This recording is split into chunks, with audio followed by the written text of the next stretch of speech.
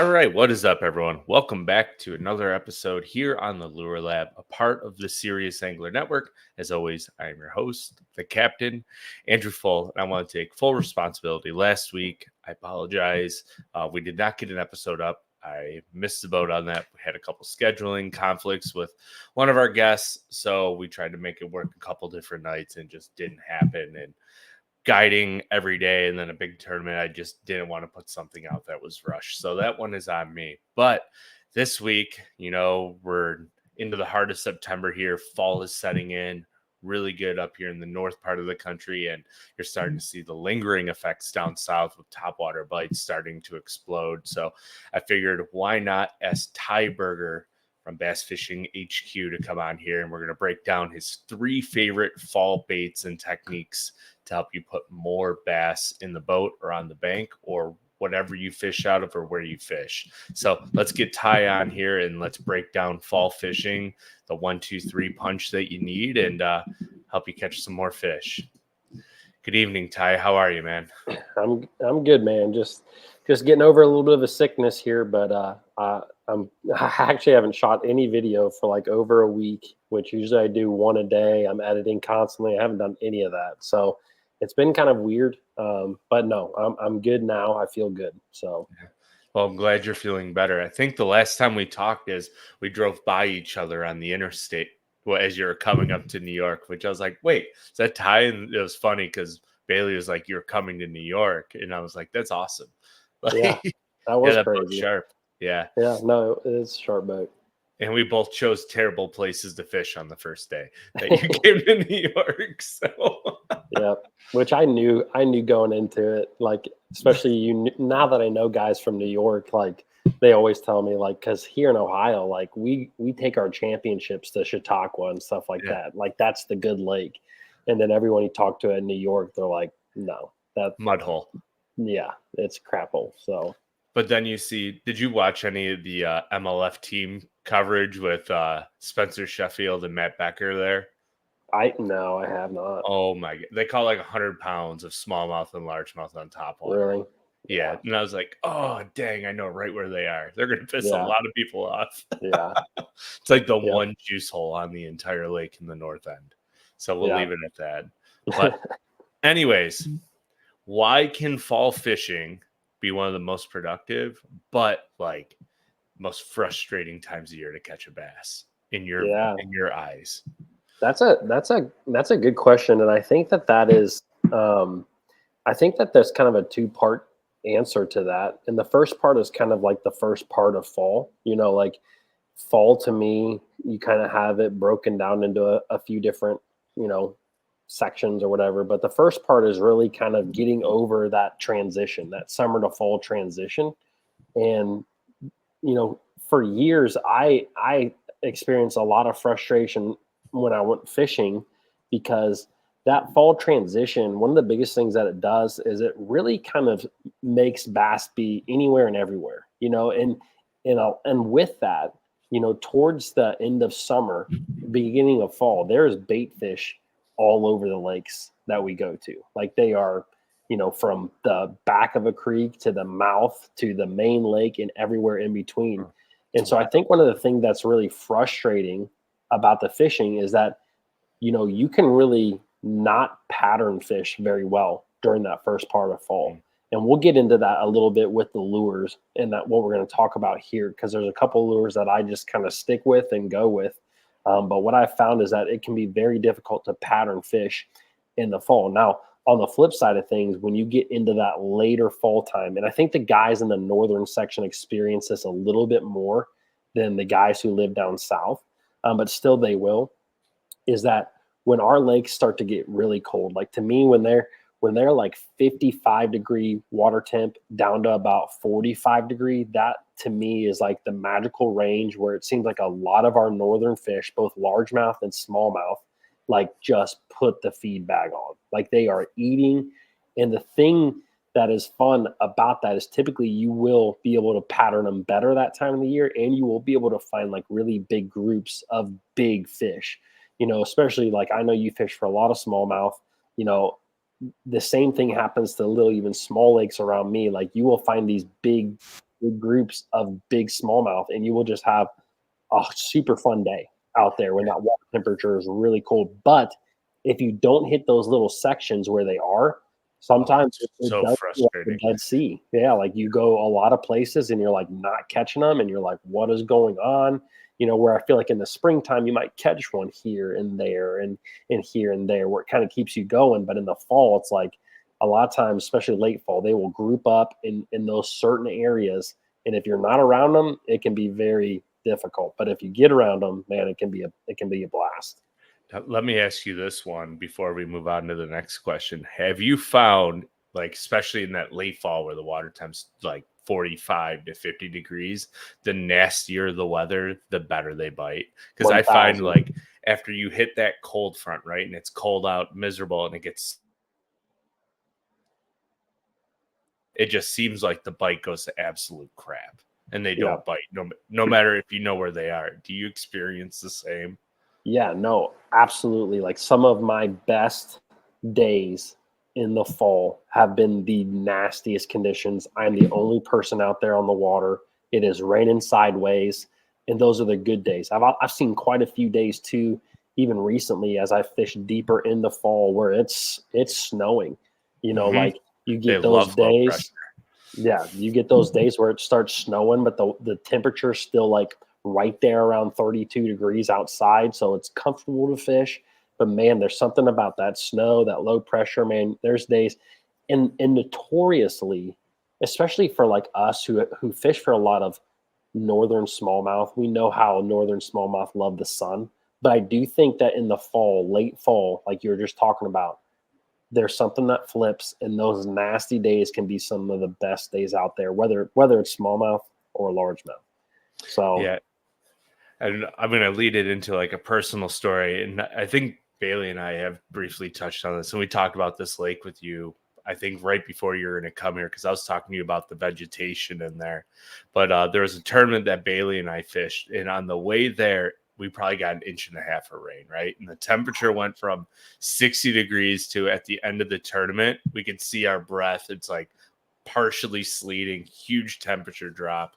And I think we had almost 25 and a half pounds mixed bag, smallmouth and largemouth. My motor had an oil issue, so I couldn't be on the big motor. And we knew roughly where the big ones were going to live. So we ended up catching like 24 pounds of smallmouth right away, 23, 24 pounds. And every time we went back to the spot, we'd catch like 5 or 6 of them. And yeah, then I was like, it's like noon. And I'm like, dude, we need a giant. Like, we need a 6-pounder to help us. And we went up shallow. And I should have picked up a topwater because it's that time of year where the water was still in the 50s. I picked up like a 3/4 ounce chatterbait and was burning it in 6 inches of water. And you just watch largemouth just boil on it. And I was like, yeah, this is the most fun day I've ever had in the fall. But it was like blowing 45, raining sideways, 3 inches of rain that turned to like almost snow. And I think we caught like 45, 50 fish with a broken motor. yeah, yeah. And that's fall. Like Gosh, it was like mid-October, like yeah, right when that first major cold front hits. And it's like, yeah, yeah, sign me up for that every time. yeah. So I want to hear your favorite fall fishing story that you have, and then we're gonna jump right into the baits. Oh man. There's Um, probably too many to go through.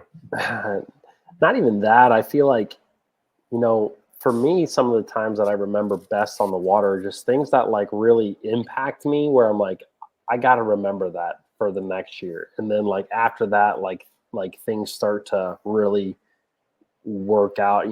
For me, it was like I think like 2018, if I remember correctly. I fished a Bassmaster Open really late in the year. It was like the end of September. So we were like right there at the edge of fall. And, this is kind of like, like I said, we'll talk about the lures here in a minute. But this is when I really first started to understand how sometimes fall fishing is just not getting on a pattern. Like you have to accept that you're going to go out there and you may have 4 or 5 baits on your front deck. You may have 9 or 10. And it's okay to catch one flipping a dock here and throwing a buzz bait down that bank there and putting a jig up under a laydown right there and throwing a spinner bait down a riprap bank there. Like that to me in that tournament, I really kind of first hand saw that, where I was just not dialed into anything and I was just fishing. And ever since then, so for the last 6 or 7 years, I guess, I always just try to keep that in mind, especially for this early part Oh of yeah. the fall. And I feel like it has helped me so much because I think as a fisherman, we all, as soon as we catch a fish doing something, we all start doing the calculations. How do we duplicate this? How do we do something to catch another fish in a similar way on the same bait? Blah, blah, blah, blah.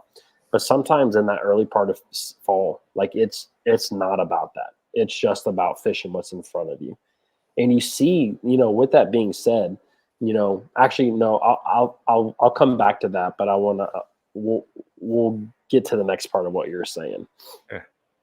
Yeah, stay tuned, everyone, for Stay more news, tuned. right? Yeah. And I mean, I resonate with that so hard at the moment because on Erie, it's just that like you can pull up on one boulder and there's like 73 pounders sitting on it. And then you go to the next boulder and there's one, or you go to a shell bed and there's like seven, and the only one of them will bite, and then they'll all scatter. Then you have to run to a pipe or a tree, and like they're just no rhyme or reason. They're in 3 foot of water or they're in 62 feet of water, and you Yep. just need to run like I think we ran 110 waypoints today for 40 fish, and Yeah. they're just all over the place. I'm Yeah. like, all right, make a cast, and all of a sudden, like they're gone. Let's go to the next one. Yeah. Like Yeah. I feel bad for my clients in September, but it can be some of the most rewarding fishing too, because you just never know where your next bite's coming. Yeah. And that's the Exactly. best part about fall. It can be difficult, especially if you're newer into fishing, to really Yeah. kind of fully comprehend that. I feel like you have to kind of just experience it to really get a hold of it. I feel like the best way to explain fall is here today, gone tomorrow, but they'll probably be back in 2 days. So Yeah. like Yeah.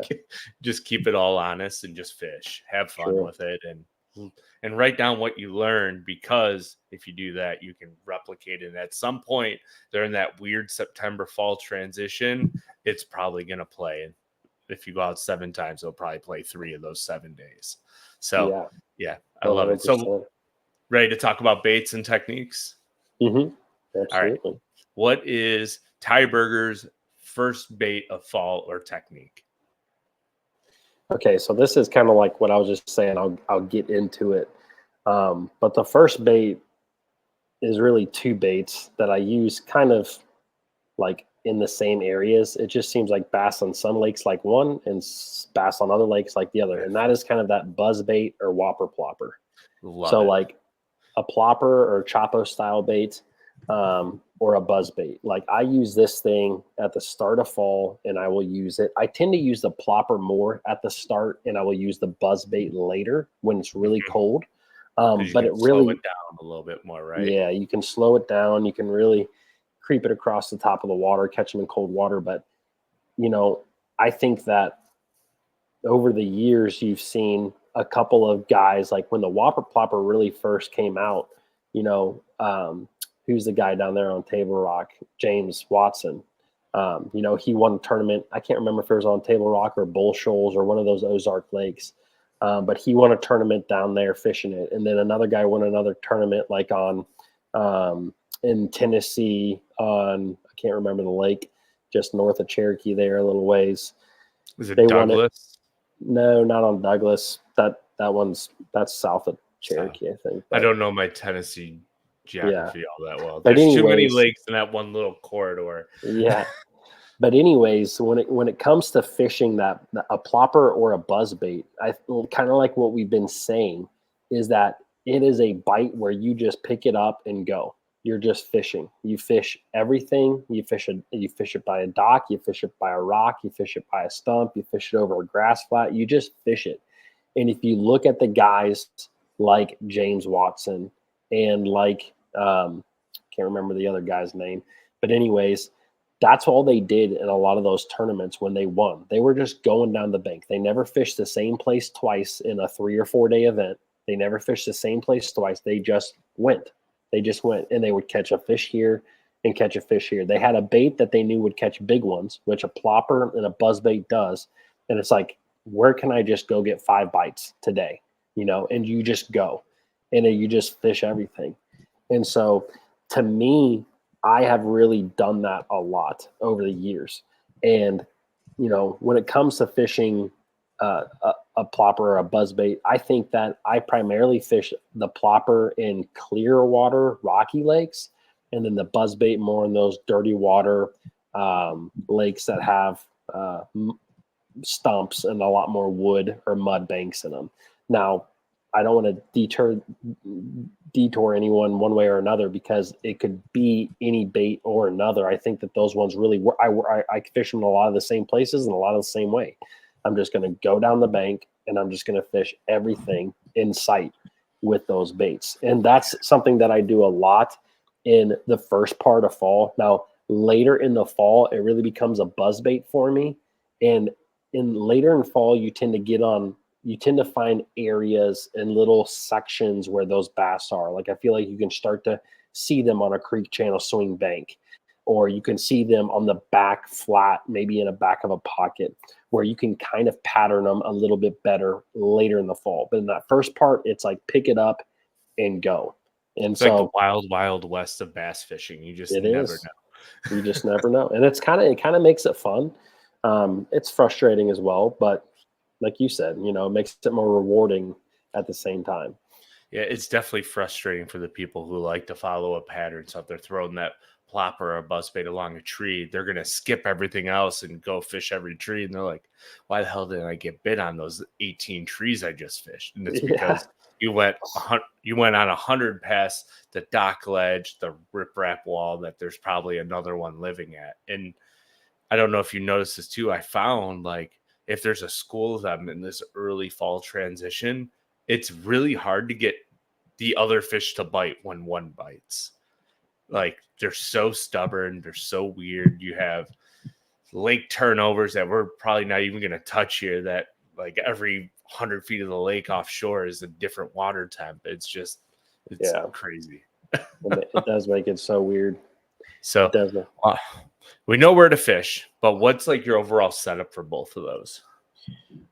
So it's actually a similar setup, but the rod is the main difference. So, for both of those, buzzbait and like a plopper or a Chapo style bait, I like to use usually like a 7.1-to-1 gear ratio reel. So something kind of not too fast, not too slow. And then I typically will use 30-pound braid. That's something that I've started to use a lot with the Chapos and the buzzbaits. I used to use a lot of buzzbaits on 20-pound fluorocarbon, and I like that. And I don't think there's anything wrong with the 20-pound fluoro on a buzzbait. But I just like that braid a little bit more. And you can just fish it all day and never have to retie. You just fish it and catch fish and go. You can use a little bit softer rod too, so you're a little bit more accurate with your cast with the softer tip. Yeah, exactly. And speaking of that rod, so this is the big difference. For a buzzbait, I kind of have I actually use a rod by Arc that's made for buzzbaits. It's one of the Cobb series rods. It's like a buzz burner rod, and it's a great rod. It has a little bit more of a parabolic bend, but not like it's still labeled as a fast action, so it still is a little bit more tippy, but it's not too bad, which I like for the braid. But it's a very accurate 7'1". Anything in that kind of 7'1", 7 to 7'2", I think is really good. You could go a little shorter if you're doing like real pinpoint casts. You go really longer if you're making, a lot longer casts with a buzzbait or whatever it may be. But typically a little bit more fast action, moderate fast action rod with the buzzbait. It has a single hook. Now, when it comes to the plopper, something that I've done over the last several years is I use my chatterbait rod. And I think it's like the perfect rod for a plopper, which is like 7'4". It's a composite rod. So it's half fiberglass, half graphite, and it really has that slower parabolic action to it. So anytime I'm using treble hooks, even if it's a big bait like a plopper or a glide bait, I like to have that parabolic bend. And I really like to use composite rods if possible. Some lures that are treble hooks, like walking style baits and stuff that you're working a lot, the composite rods are typically heavier. So I don't always like them in that situation because you're just working it so much throughout the day. But I still like that same action, that slower, more parabolic bend to it. So I'm using my chatterbait rod. It's the Arc B Hitte rod is the one that I use a lot. And it sets up perfect with the plopper or the Chopo. Love it. All right. So we'll move on to technique bait number 2, since we covered 2 for 1. So we'll go to 2 and then 3 here. So what is your second favorite fall technique or bait? Second favorite one, I just don't think you can't have it tied up, and that's like good old fashioned spinner bait. Like, I'm right there with you. Yeah. I'll take a spinnerbait bite over a chatterbait bite all day. I just think that, those fish are hungry. It works throughout the fall. When you told me you wanted to do this video, I was kind of thinking of baits that would work throughout the entire fall, except for the very last one, which we'll get to. It's more of a special thing. But a spinnerbait, man, like from the start of fall to the end of fall, you can pick that thing up and go. For me, what I have seen like locally in the lakes that I have fished is that I'm looking for dirtier water. Like I'm not saying you can't get bit in clear water. It's a different retrieve. It's a different speed a lot of times. But I like to look for dirty water when I'm fishing a spinnerbait in the fall, because a lot of times that dirty water, you're going to find a lot of shad in there. And a lot of times I've seen this like 2 or 3 different times in the fall, and I made a switch to a spinnerbait, and I started catching fish. And it was basically like I went into an area and I was flipping a jig, and I went to bring my bait out of a jig. 2 different lakes that this happened to me. Yep. Bringing out of the wood, and a fish freaking pile drives it right there at the surface, or like right as it's coming out. And so I wouldn't get bit besides that type of bite. And what I realized is that, like, sometimes you will look at your electronics and you will be in 3 to 5 foot of water. So you're not that deep, but you will see all of your bait literally in the middle. So it's like, if you're in 5 foot of water, they're hovering at 2.5. If you're in 7 foot of water, they're right at 3 to 4 foot. And I felt like before that I'm actually fishing a jig below bass, that they're actually more suspended, because I fish it typically in muddy water around a little bit more like wood cover. If I can find some wooden laydowns, standing timber, and even, if you can find where you're seeing the bait in the middle of the water column, I swear that's a sign to just pick up the spinner bait. Because I feel like with fishing that jig, sometimes it'll fall past the fish, and the fish are suspended high, and they don't always go down to get it. And so, like, I have found days out there where I will go through an area with a jig, have a couple of those random bites that hit it right as I bring it out of the surface, and then I'm like, what the heck? And I spin back around with a spinnerbait, and I just can catch the crap out of them in that same section where I only got a few bites on a jig. Now, later in the fall, I feel like jig plays a huge deal for me, like channel swing bank type stuff and whatnot. But I like to throw that spinnerbait in the mud. It's fun, and it just catches big ones, man. Like, it just does. Do you have a favorite spinnerbait? No, I don't. I throw them all. Like, every new spinnerbait that comes out, I build them. Like, I have thrown so many. I have become a little bit more fond of the Berkeley Power Blade because of the longer shaft on that hook. Mm-hmm. I don't typically use a trailer hook when I am fishing a spinnerbait. I will use just some sort of hunk of plastic on there. And so with that Power Blade and the way that hook sits way far back on there, it's not too far back where it's going to get hung up. And I actually happened to talk to the guys at Berkeley about this, and they said that Edwin Evers was like big part in designing that bait. And his whole thing was like, I do not want this thing to be like not come through wood. You think of that, the typical Oklahoma angler who's bringing stuff. Yeah, they're gonna. Yeah, they want it to come through the junk, exactly. And so that thing has become one of my favorites. But I like a lot of different spinnerbaits. I've used like Rook Clunge Trickster spinnerbait a lot before, because it has that weird like teardrop style spinner blade on it that I like, that thump in that muddy water. I've used a lot of different ones, and so I don't. Go ahead. I didn't mean. I was just gonna say I don't have a favorite. So it's hard for me. Like, my favorite one, but the hookup ratio is poor because that's such a small hook on. It's a War Eagle, like the 1/2 ounce. But I typically in the fall, it's the same deal. It's shad. And I noticed the same thing with the baitfish midwater column. It's something, we try to keep a secret. So I appreciate you expose it, but I'm like, dang it, now everybody knows it's a trick, right? But it's the hammered blades, the ones that's silver and one that's gold with a white body. I just feel like that hammered blade with the silver and gold in any like light condition, any watercolor emits so much light that there's been days that's the only spinnerbait that they'll bite. Like, cause in the fall you get all the weird weather fronts and the same day sometimes, and something that I just can burn. You can crawl it, you can do whatever you want with it. Comes through grass. It's just that dang hook is so small on all of them. But yeah, it's my favorite. And I'll put a fluke on it as a trailer to kind of keep an even keel on it. And yeah, I'm more of a fat Albert guy. Zoom fat Albert on that. Yeah, that'll help too. It kind of slows it down even more because of the big fat Albert tail pulling it back. Love that. So yeah, spinnerbait, man. It can drop 10 degrees here. I can't wait now. Yeah. And your setup. Yeah. So setup is actually really similar to my buzzbait, except for I don't use braid. I use 20-pound fluorocarbon. So same reel, like 7.1 to 1 gear ratio, 20-pound straight fluoro. And actually that same rod I was just talking about, kind of that buzz burner rod, which is like 7 foot 1 inch, kind of a fast action, medium heavy power rod. So. And you're essentially fishing in all the same areas as the topwater because it's fall. You just have to junk your way around. Yeah, I love it. So that should be a T-shirt, that'd be a good bass fishing T-shirt. Just junk your way around. Junk your way around. Yeah. So, all right, ready for bait number 3 or technique number 3? Sure.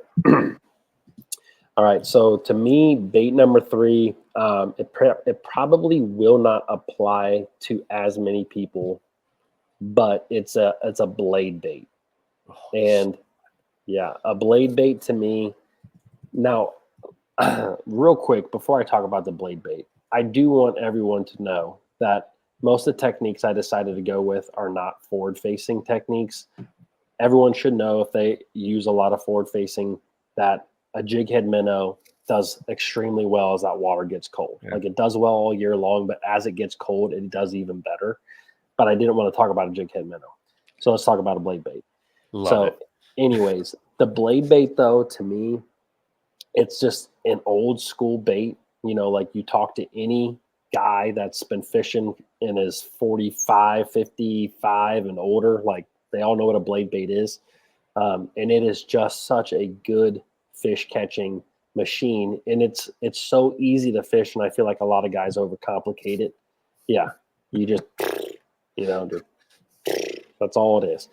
And so how big of a rip do you use? Are you one that just, as soon as you feel it, you kill it? Or do you move it like 8 feet in the water column and kill it down? Or are you very...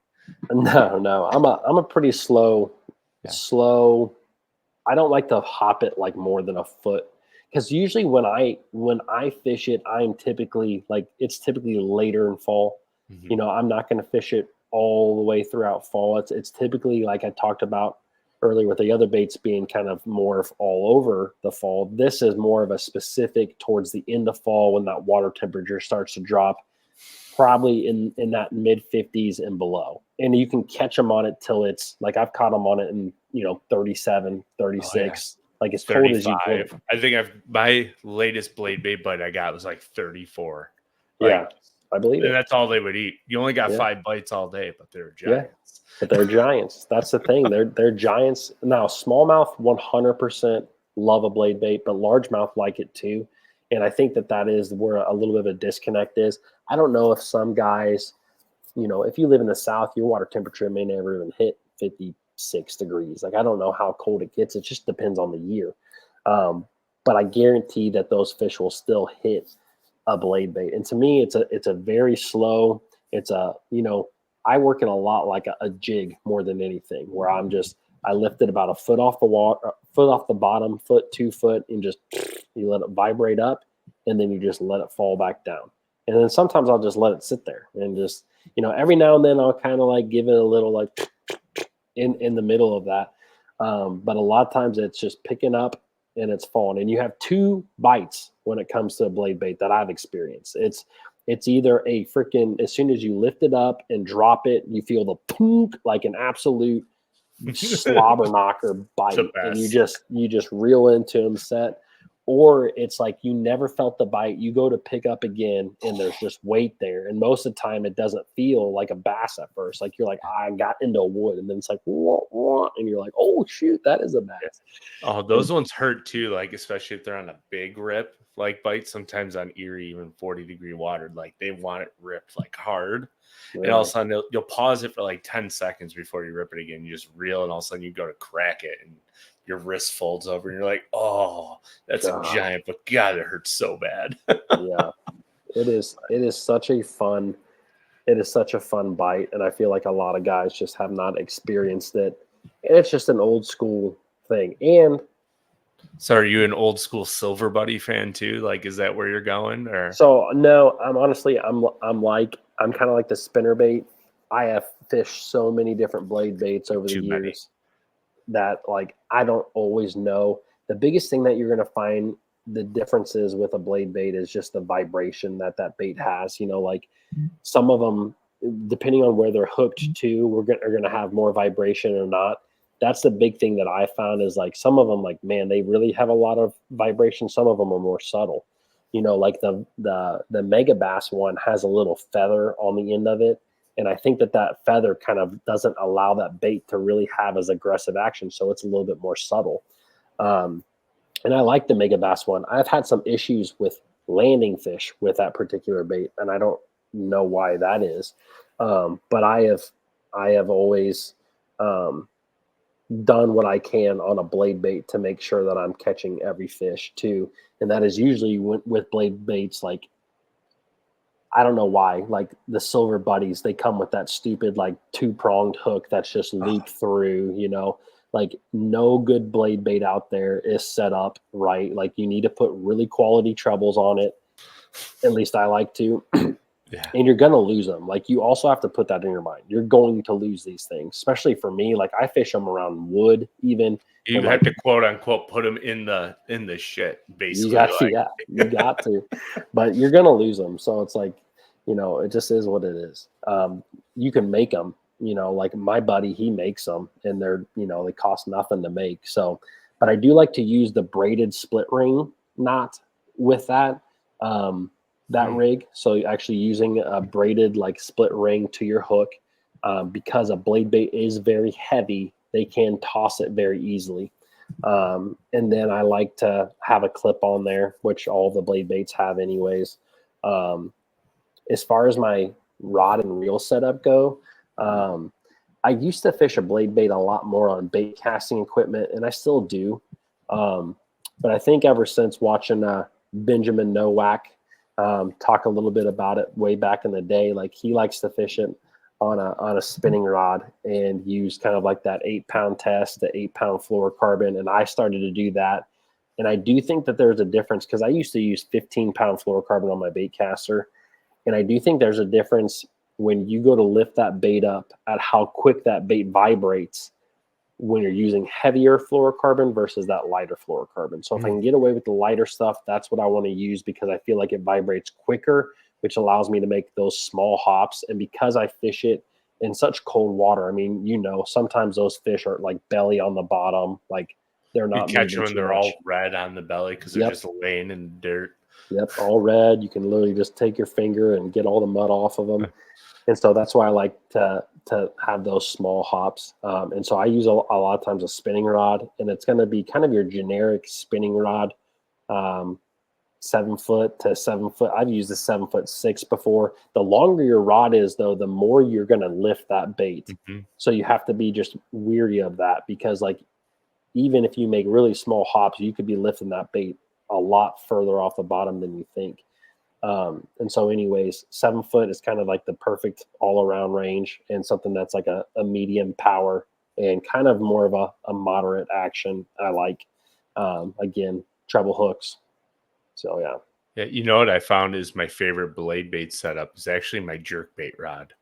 Oh, but yeah. like, the identical setup, like, cause I fish a lot of, you know, gin clear smallmouth. So my blade bait jerkbait rod is like a 6'10" medium that's got a parabolic action, 10 or 12 pound fluorocarbon, and like an 8-to-1 or a 7-to-1 reel. Because when they smoke it, sometimes they'll actually swim up, so you got to catch up to them, in my opinion. And I use that rod, and I'm bait caster all the way, especially out on Erie, but it's 10 pound. So because I know it's the same thing, heavier line, I have to rip it harder or further to make it to vibrate. And I started dropping. I'm like, 10 pounds is the money spot, but you lose way too many of them. You definitely lose them. Like it's just one of those things. And that's probably why I don't have a favorite blade bait either. Like I've used the Vibey and so many different like random like Cabela's branded ones and. Doesn't matter. They all catch fish. It doesn't matter. There is one that is actually made by a company called what is it called?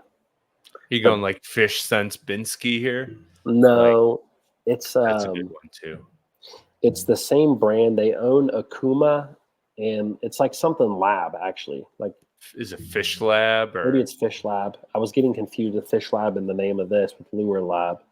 But Fish Lab has a blade bait that's called a guppy, and it has actually been the one that I've liked the most. But it's expensive, and I'm like, I lose. It's like $9 or something, and I'm like, no way, dude, I'm gonna lose like 100 of these things. Like.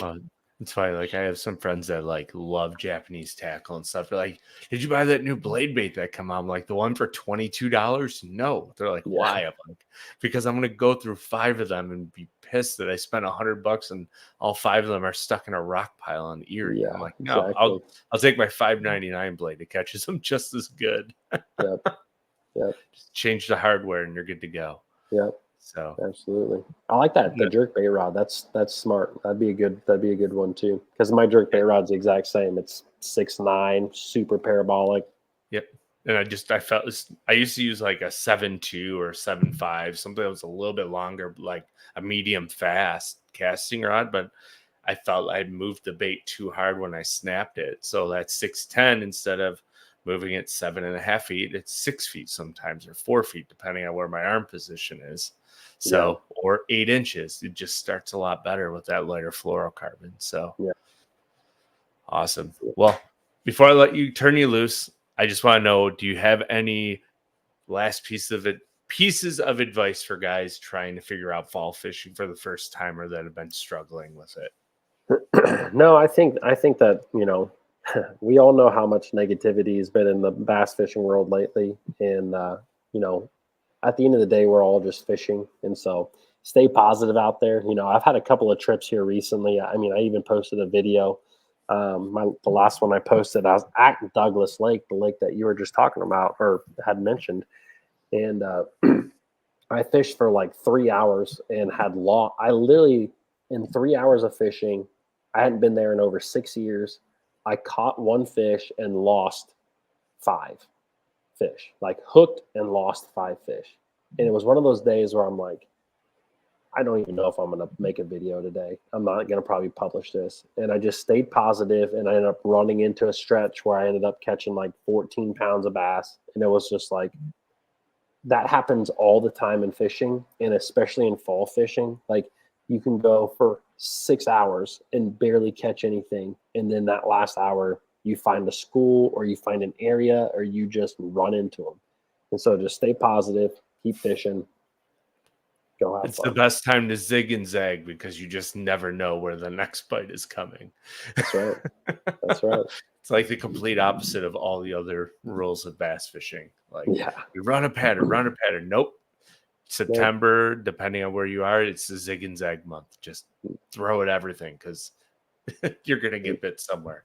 So I think the hardest part is actually when you catch a fish and then you're like you're trying to process it. Yeah. You're like, oh, that fish was on a secondary point on a laydown. And you're like, I see all these ones. And then you run 7 of them and you're like, didn't catch a fish. It's like, nope, that's not the deal. You got to keep going and just. If it looks fishy, fish it. And if it doesn't look fishy, you might want to make a cast there too. Probably a fish. Actually, yes. Some of those really flat, nasty, no nothing banks can be good in the fall. That's for sure. And they'll be in like an inch of water too. Yeah. Like you're just like, all right, like it's the epitome season of put the trolling motor down and just have some fun and figure something out. Yep. And try to do the same thing tomorrow because you'll catch them in 10 different places tomorrow. So have fun. So, well, Ty, thank you. I appreciate it. I know this went a little bit longer than I told you it would, but it tends to happen. So I appreciate it. Stay healthy. Hope the family's good. And you too, hopefully one of these days, if I get on a good bite and I have a few days open, I'm going to tell you to come up here to Buffalo so we can mash on some. Yeah. So it's not that bad of a drive. It's not too far of a drive. It's not too bad. It's like 4.5. Because I think it's like 5 hours for you, roughly. Yeah, it's not bad. No. I can make a day trip out of that. You're crazy. I would. I've done it so many times. It's so terrible. You're like, many times. This time, the last 2 hours, one eye open. You're like, oh. Oh, yeah. My wife is always like, I'll leave at the house at like 1 a.m., and get to the lake at light and fish till 3 and then drive 5 hours home. And I'm home at 8. She's like, why not just go for a couple days? I'm like, I don't know. Why not just go for one?